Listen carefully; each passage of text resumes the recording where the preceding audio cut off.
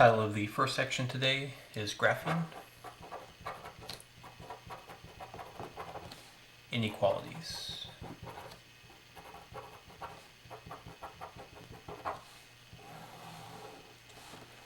In this section, we'll graph inequalities on the xy axis. First question is 2x plus 3y less than 6. There is a few ways to graph this equation on the xy axis. One way, since this inequality is in standard form, where we have x and y on the same side, we can find the x and y intercepts. To find the x and y intercepts, we can plug a 0 in for x. 2 times 0 would cross off, so we'll have 3y is greater than 6. If we divide by 3, we'll have y is greater than 2. So the y-intercept in this case would be 2. Solving the same question, if we put a 0 for y, so 2x times 3 times 0 is greater than 6. Again, 3 times 0 would cancel. 2x is greater than 6. We can divide by 2. And we'll have x is greater than 3. These are the intercepts. So if we draw a xy axis graph, on the y-axis, the y-intercept would be 2. And on the x-axis, the x-intercept would be 3. Normally you can connect these to make a straight line for the graph.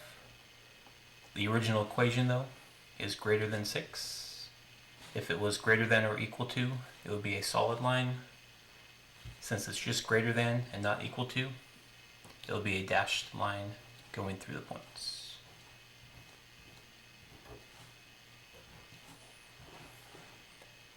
And the last part for inequality graphs is shading. We'll either shade above the line or below the line. To figure out which way to shade, one way is to use a test point. A test point is picking a point on the graph, plugging it into the original question to see if it works. The easiest test point to use is 0, 0. So we can plug 0, 0 into the original question. If 0, 0 works, we'll shade the side that has 0, 0 on it. If 0, 0 does not work, we'll shade the opposite side of the line that does not contain 0, 0. The original question was 2 times x, or 2 times 0, plus 3 times y, or 3 times 0, is greater than 6. 2 times 0 would be 0, 3 times 0 is 0, so 0 plus 0 would be 0, and we have 0 greater than 6. 0 is not greater than 6, so this is a false statement, which means the point we selected, 0, 0 does not work, which means we'll shade the opposite side of the line. And that would be the graph for the inequality.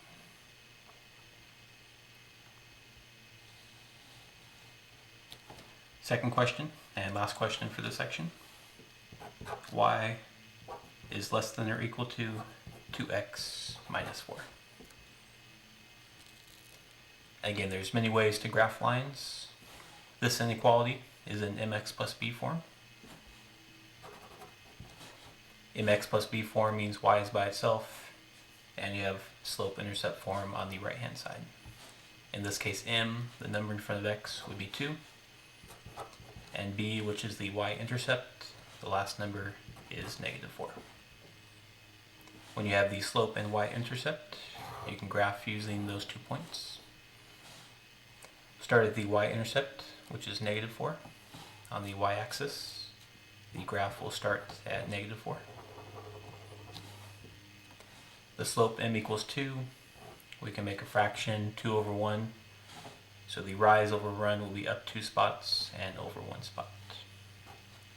Going up 2 from negative 4 and to the right 1 spot, we'll have the 2 points. Looking back at the inequality, this is less than or equal to. Since it's or equal to, this will be a solid line through the 2 points. And the last part, since it is an inequality graph, we will shade one side or the other side of the line. And again, one way to tell is use a test point. You can use any point on the graph, but 0, 0 is usually a good point to use. Plugging 0, 0 into the original question, we have 0 is less than or equal to 2 times 0 and minus 4. So 0 is less than or equal to 2 times 0 is 0, minus 4 would be negative 4. So we have 0 is less than or equal to negative 4, which is a false statement. If it does not work again, that means the point 0, 0 is not shaded, but instead you go to the opposite side and we'll shade the opposite side of the line that does not contain 0, 0.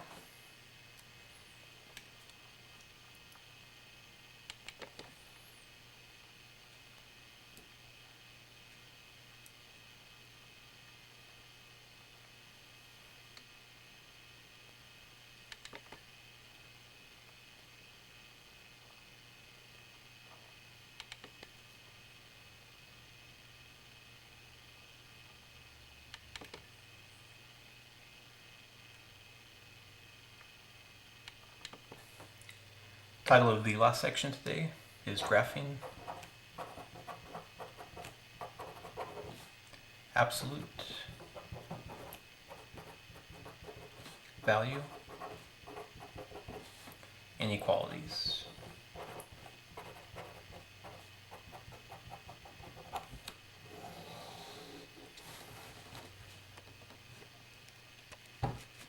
This section will be graphing inequalities on the xy axis, and the inequalities will contain absolute values. The first question, y is greater than or equal to the absolute value of x. Again, to graph absolute values, one easy way is to take what's on the inside of the absolute value and set that equal to 0. So x equals 0, and you can do a t-table with just that single point for x equals 0. Plugging a 0 in, absolute value of 0 is 0, so the y value would also be 0. Graphing this on the xy axis, 0, 0 would be in the middle of the graph. Absolute values, again, are a V shape. This is a positive absolute value, so it's a V shape that opens up. It's also greater than or equal to, so the lines are solid lines. And the last part for an inequality graph is shading. For an absolute value graph, we'll either shade inside the V or we'll shade everything outside the V. Like the previous section, we can use a test point. The difference on this graph is 0, 0 is on the line of the graph. When you do a test point, the test point has to be on one side or the other side of the line, but it cannot be on the line. So for example, we can use a point below 0, 0. We can use a point 0, negative 1. Plug in the values 0, negative 1 into the original question. The y value would be negative 1, greater than or equal to the absolute value x, which will use a value for 0. So we'll have negative 1 is greater than or equal to 0. Negative 1 is not greater than or equal to 0. So again, the point we used, negative 1, 0, does not work for the graph, which means we're not going to shade that point, but instead we'll go to the opposite or inside the graph, and we'll shade inside the absolute value. And that would be the graph for the inequality. Second question is y is less than the absolute value of x and plus 1 outside the absolute value. Again, using a t-table, we can use a single point. We'll set x equal to the inside, which is just 0. So again, using a t-table, we can use just a single value for x equals 0. Plugging it into the equation, the absolute value of 0 would be 0, plus 1 would make the y value 1. So graphing on a xy axis, we'll graph the point 0, 1. And again, the absolute value is positive. There's no negative number outside the absolute value. So this will be a V shape pointing up. The inequality is less than. If it's less than, it is a dashed line, but still a V shape. And last part again, we'll shade either inside the absolute value or outside the absolute value. For test points, you can use any point on the graph, but again, that point cannot be on the line that you graphed.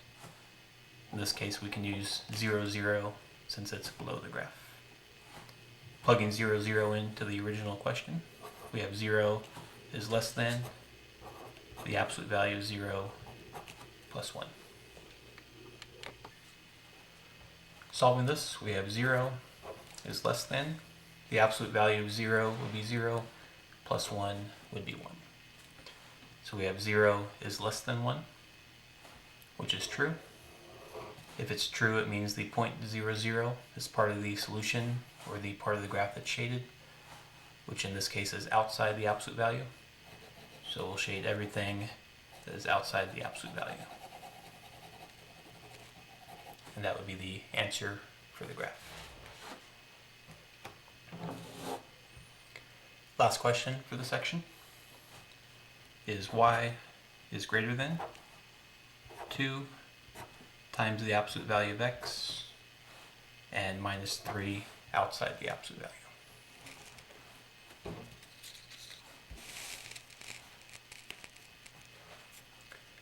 Again, graphing this, we can take the absolute value, in this case it's x, set that equal to 0, so we'll use just a single point for the xy table, x equals 0. Plugging a 0 in, absolute value of 0 would be 0, times 2 would be 0, and minus 3 makes the y value minus 3. Graphing from here, we have the point 0, negative 3. The absolute value again is being multiplied by a positive number, or positive 2, so the absolute value v will be pointed up. The inequality is greater than, which makes this a dashed line.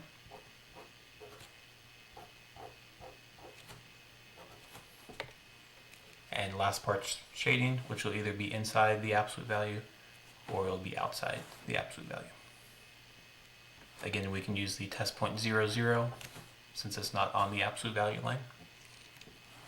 Plugging it back into the original question, we have 0 is greater than 2 times the absolute value of 0 minus 3. Simplifying, 0 is greater than, absolute value of 0 is 0, times 2 is 0, minus 3 is negative 3. So 0 is greater than negative 3, which does 0 is greater than negative 3, which means the point 0, 0 is included in the solution and gets shaded. So in this case, everything inside the absolute value would be shaded. And that would be the graph for the question.